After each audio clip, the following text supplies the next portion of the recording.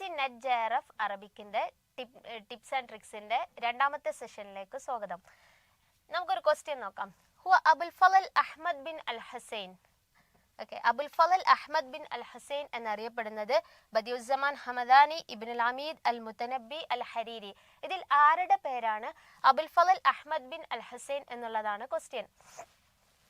Okay, ഇവരുടെ പേരുകൾ just ഇങ്ങനെ ഓരോരുത്തരുടെയും ബയോഗ്രഫി പഠിച്ചു പോയിട്ടുള്ള ആളുകൾക്ക് ചിലപ്പോൾ ഇവരുടെ പേരുകൾ കൺഫ്യൂഷൻ ആയിട്ട് തോന്നായിരിക്കാം. അറിയാത്തവർക്ക് ചിലപ്പോൾ ഇതിലൊരു കൺഫ്യൂഷൻ തോന്നില്ല. ഞാൻ ജസ്റ്റ് ഇവരുടെ പേര് ജസ്റ്റ് ഒന്ന് കാണിക്കാം. നിങ്ങൾ ജസ്റ്റ് ഒന്ന് നോക്കിയതിന് ശേഷം നമുക്ക് എന്ത് ചെയ്യാം, ക്വസ്റ്റ്യനിലേക്ക് പോവാം. ഓക്കെ, അൽ മുത്തനബിന്റെ പേര് അബു തയ്യിബ് അഹ്മദ് ബിൻ അൽ ഹുസൈൻ. ബദിയുസ്സമാൻ അബുൽ ഫളൽ അഹ്മദ് ബിൻ അൽ ഹുസൈൻ. ഇബ്നുൽ അമീദ് അബുൽ ഫളൽ മുഹമ്മദ് ബിൻ അൽ ഹുസൈൻ. ഓക്കെ, ക്വസ്റ്റ്യനിൽ ഞാൻ ജസ്റ്റ് ഒന്ന് കാണിച്ചു. നിങ്ങൾക്ക് ആ കണ്ട പവർ വെച്ചിട്ട് നിങ്ങൾക്ക് ആൻസർ ചെയ്യാൻ പറ്റുന്നുണ്ടോ എന്നൊന്ന് സെൽഫ് ഇവാലുവേറ്റ് ചെയ്ത് നോക്കുക. ആരാണ് അബുൽ ഫളൽ അഹ്മദ് ബിൻ അൽ ഹുസൈൻ എന്നുള്ളത്? ഓക്കെ, നമുക്ക് ആൻസറിലേക്ക് നോക്കാം. ബദിയുസ്സമാൻ അൽ ഹമദാനിന്റെ പേരാണ് അബുൽ ഫളൽ അഹ്മദ് ബിൻ അൽ ഹുസൈൻ. ഇതിൽ മൂന്നാളുകളുടെ പേര് പറഞ്ഞപ്പോൾ നിങ്ങൾക്ക് ഒരേ രീതിയിലുള്ള ടേംസുകൾ റിപ്പീറ്റ് ചെയ്തിട്ട് വരുന്നത് ശ്രദ്ധിച്ചിട്ടുണ്ടാവും. ഇവിടെയാണ് നമ്മളെ കൺഫ്യൂഷൻ ചെയ്യുന്ന ഫാക്ടേഴ്സ് വരുന്നത്. അപ്പൊ ഇവർ തമ്മിലുള്ള വ്യത്യാസം എന്താന്നുള്ളത് നമുക്കൊന്ന് നോക്കാം. അൽ മുത്തനബിന്റെ പേര് അബു തയ്യിബ് അഹ്മദ് ബിൻ അൽ ഹുസൈൻ എന്നാണ്. അദ്ദേഹത്തിന്റെ കുനിയത്ത് മാത്രമേ അബു തയ്യിബ് എന്നാവുന്നുള്ളൂ. ബാക്കി മറ്റുള്ളവരായിട്ട് കമ്പയർ ചെയ്യുമ്പോൾ നമ്മൾ ഫസ്റ്റ് ഈ രണ്ടാളുകളെ വെച്ച് കമ്പയർ ചെയ്ത് നോക്കാം. ബദിയുസ്സമാൻ അൽ ഹമദാനിന്റെ പേര് അബുൽ ഫളൽ അഹ്മദ് ബിൻ അൽ ഹുസൈൻ. ഇവിടെ കളർ ചെയ്തിട്ട് തന്നെ കാണിച്ചു തന്നിട്ടുണ്ട്. ഈ രണ്ട് പേരും എന്താണ്, സെയിം ആണ്, അഹ്മദ് ബിൻ അൽ ഹുസൈൻ അല്ലെ.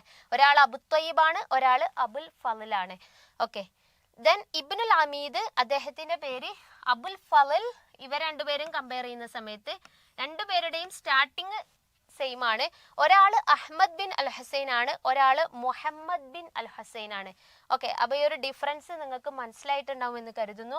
അൽ മുത്തനബി, അൽ ഹമദാനി, ഇബ്നുൽ അമീദ്, മൂന്ന് പേരും തമ്മിലുള്ള വ്യത്യാസം കൃത്യമായിട്ട് മനസ്സിലാക്കി കഴിഞ്ഞാൽ നമുക്കിത് കൺഫ്യൂഷൻ വരുന്നതല്ല. ഒരു തവണ UGC ചോദിച്ചിട്ടുള്ള ഒരു ക്വസ്റ്റ്യൻ തന്നെയാണ്. അപ്പൊ അതിന്റെ ഓപ്ഷനിലേക്ക് നമ്മൾ പോയി നോക്കുമ്പോൾ നമ്മൾ ജസ്റ്റ് ഒരു പഠിത്തം വെച്ച് പോയ ആളാണെങ്കിൽ തീർച്ചയായിട്ടും ഈ ഒരു കാര്യം നമ്മളെ കൺഫ്യൂസ് ചെയ്യിപ്പിക്കും. സോ ഇങ്ങനെയുള്ള കാര്യങ്ങൾ കൃത്യമായി അവ തമ്മിലുള്ള വ്യത്യാസം കൃത്യമായി മനസ്സിലാക്കി തറവായിട്ട് പഠിക്കാൻ ശ്രമിക്കുക. ഓക്കെ, ഒരു എക്സാമ്പിൾ കൂടെ നോക്കാം. ഓക്കെ, നിങ്ങൾ പ്രത്യേകമായി നോട്ട് ചെയ്യേണ്ടതാണ് ഇബ്നു അബ്ദുർ റബ്ബിന്റെയും അതുപോലെ ഇബ്നു ദർറാജ് അൽ ഖുസ്തലി, ഇവർ രണ്ടുപേരുടെയും പേരാണ് അബു ഉമർ അഹ്മദ് ബിൻ മുഹമ്മദ് എന്നുള്ളത്.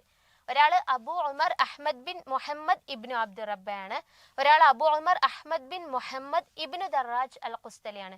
രണ്ടുപേരുടെയും പേര് സെയിം ആണ്, കൃത്യമായി മനസ്സിലാക്കണം. അടുത്തത് ഇബ്നു ഷുഹൈദ്. ഇവരൊക്കെ ഏത് കാലഘട്ടത്തിലുള്ളവരാണ്? ഉദബാ ഉൽ ഉന്ദുലുസ് അല്ലെ, ഉന്ദുലുസിലെ സാഹിത്യകാരന്മാരാണ് ഇവരെല്ലാവരും. ഇബ്നു ഷുഹൈദിന്റെ പേര് ഇവരിൽ നിന്ന് നേരിയൊരു വ്യത്യാസമേ വരുന്നുള്ളൂ. ഇവർ അബു ഉമർ ആണ്, ഇവിടെ അബു ആമിർ.